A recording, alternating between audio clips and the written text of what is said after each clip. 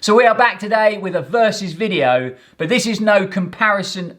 This is no ordinary comparison video. It is a comparison video, Lloyd. Hey, got it.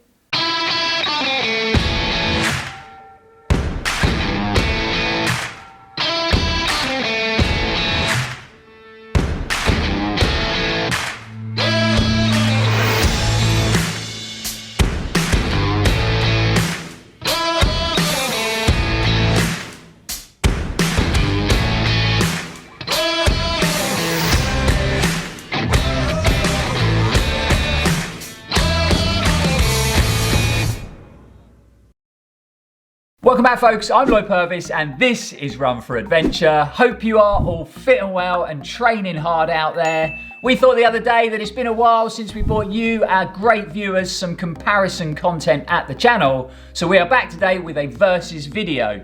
But this is no ordinary comparison video. It is the battle of two ultra running heavyweights, and it is Hoka One Speedgoat 4 versus inov-8's Trailfly Ultra G 300 Max.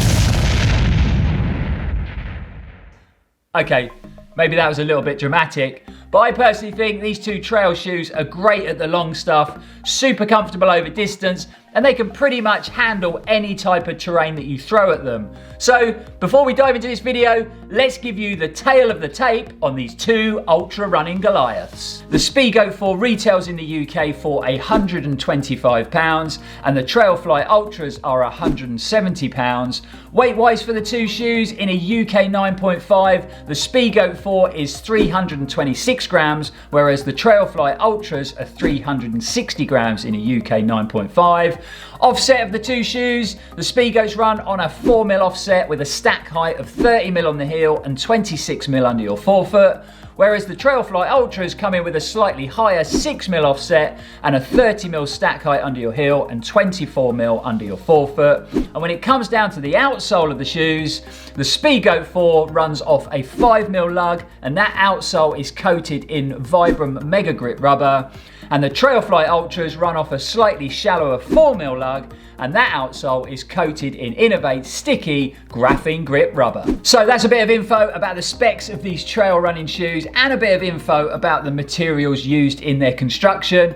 But let's go into a bit more detail about the fabrics and the compounds, but most importantly, how these two deep midsole trail shoes have felt to run in and how they've performed out on the trails. Starting with the midsole, and you can clearly see both shoes are running off a deep midsole setup. And when you look at them sort of facts and figures on the stack height, they're almost exactly the same, with the Speedgoat just having a couple more mil under its forefoot.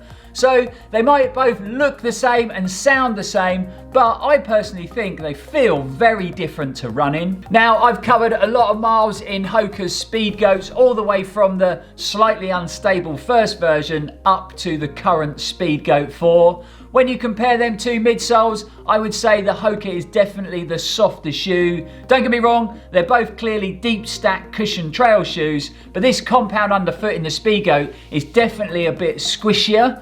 Don't know whether that's a technical term, squishier, but it definitely feels a lot softer to run in. Whereas that graphene infused G-Fly compound on the Trailfly Ultra is a little bit denser, so I kind of call it that sort of soft firm. So you feel comfortable underfoot, but it also gives you a little bit more connection and you feel pretty stable while you're out running in technical areas. Obviously, you're always going to lose a bit of ground connection when you put this level and this depth of cushioning on a trail running shoe, say compared to inov-8's X Talon or Hoka's Evo Jaws. But I personally think when it comes down to the two midsoles of the shoes, I just feel a little bit more connected and a little bit more stable in the Trailfly Ultra. Moving down to the outsole of the two shoes, and this is another area where the two shoes come very close when it comes down to performance, and they are definitely both clad in brilliant rubber compound.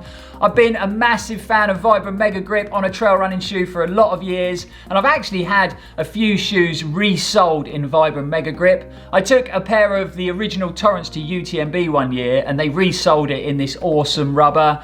always been my sort of go-to rubber compound on a trail running shoe if I can get it. And I thought it'd be really hard to find another rubber outsole grip that will outperform this. And then graphene grip from inov-8 came along. Now, I've got to say, I was skeptical when this whole graphene grip rubber thing came out, because when inov-8 launched it, there was a lot of hype surrounding this product.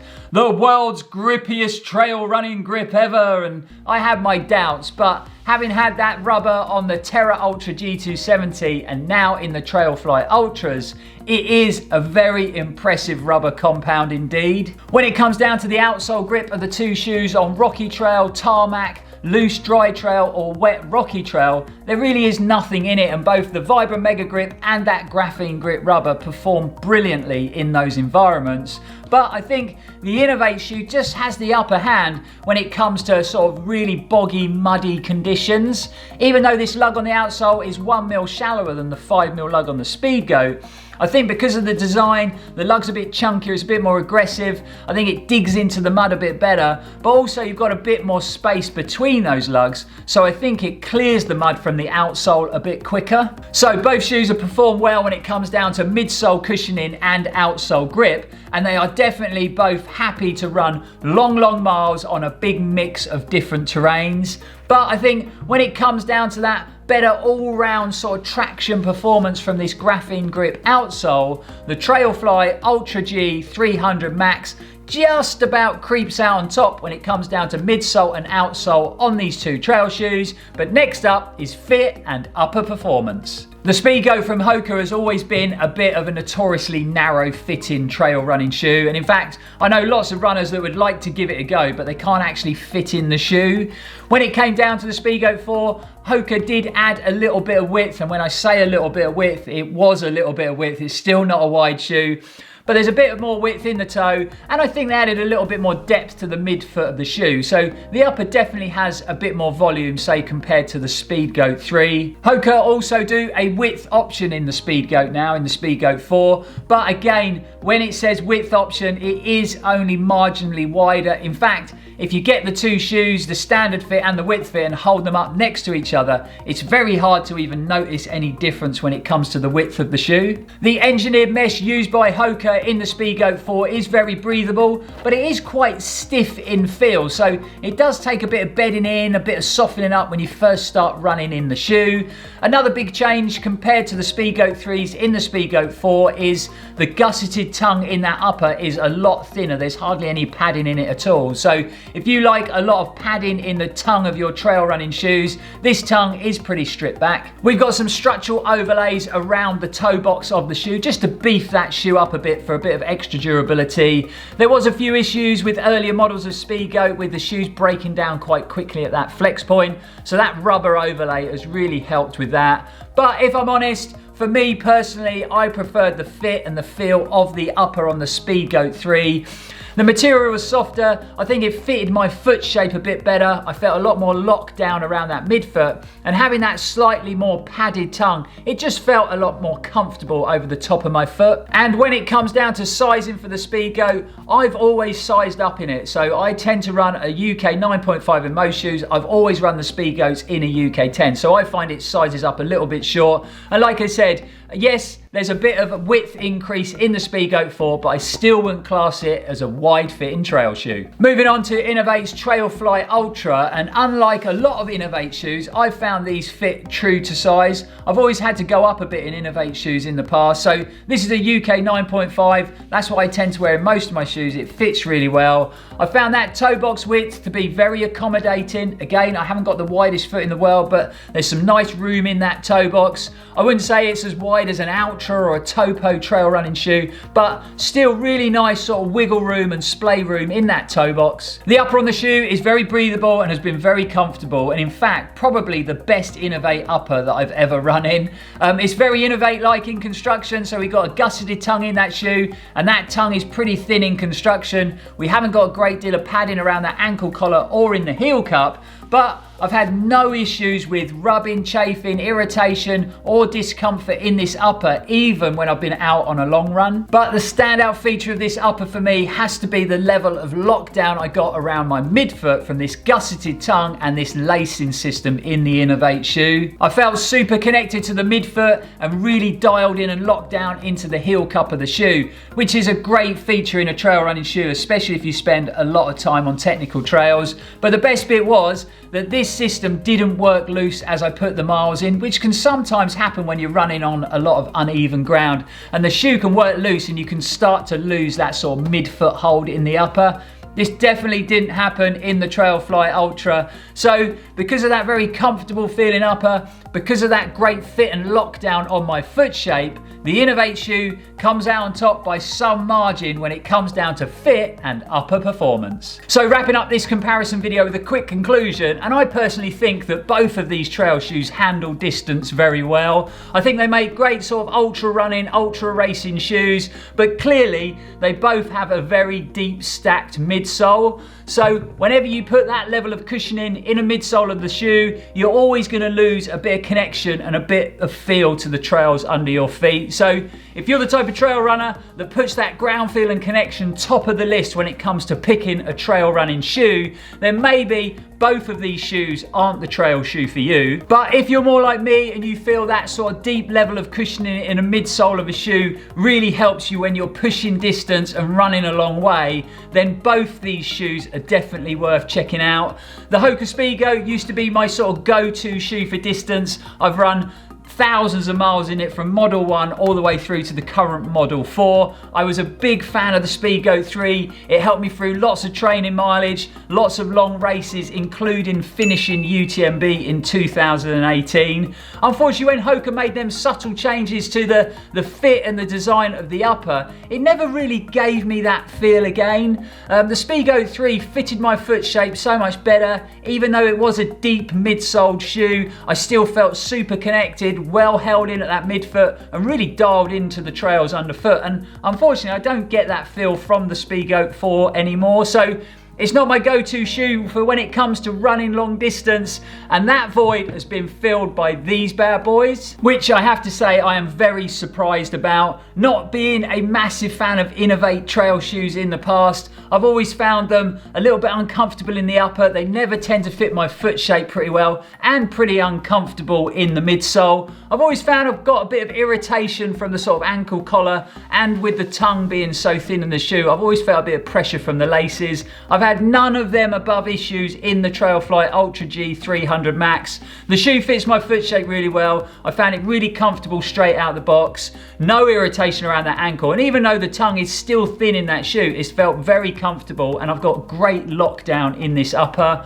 I think having that slightly denser, firmer compound compared to the Speedgoat 4, I just feel the shoe feels a bit more responsive. It also feels a lot more stable underfoot, especially running on uneven ground. If you're out on a long run and you've got to cross over to lots of different types of terrain and run a fair bit of tarmac, this shoe handles that crossing over process really, really well. And then we've got to talk about this fantastic outsole, this nice aggressive deep lug, and having this graphene grip rubber on that outsole. It is just brilliant levels of traction from this shoe. And that's coming from a massive Vibram Mega Grip rubber fan. The only thing I would say is I personally would like to see a little bit of weight stripped off of this shoe. At 360 grams, it's definitely not the lightest shoe on the market. It doesn't run heavy or anything, but I think 20 or 30 grams taken off of that weight, it would perform even better when you're out on the trails. And the other thing we got to mention is the elephant in the room. The price point.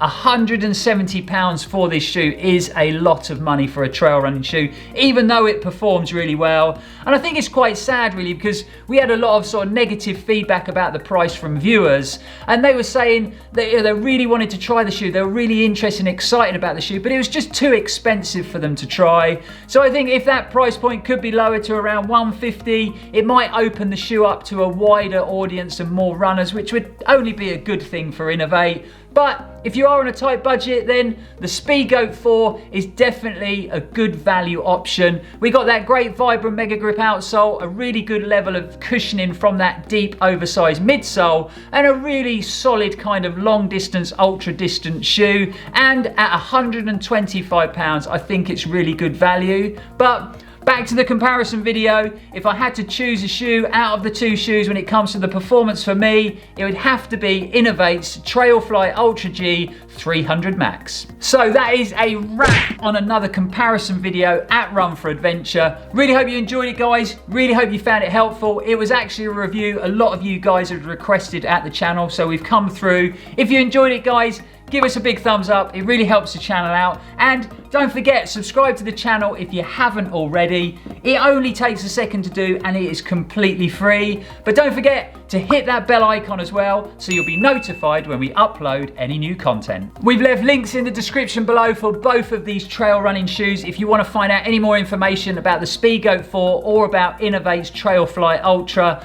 Also, guys, get involved. Have you run in one of these shoes? Have you run in both of these shoes? Which shoe do you think outperformed the other? Or is there any other comparison videos that you would like to see us do at Run4Adventure? Let us know in the comments below. But for now, guys, thanks for watching. It's really appreciated. We will see you back here very soon. But as always, stay safe and keep on running.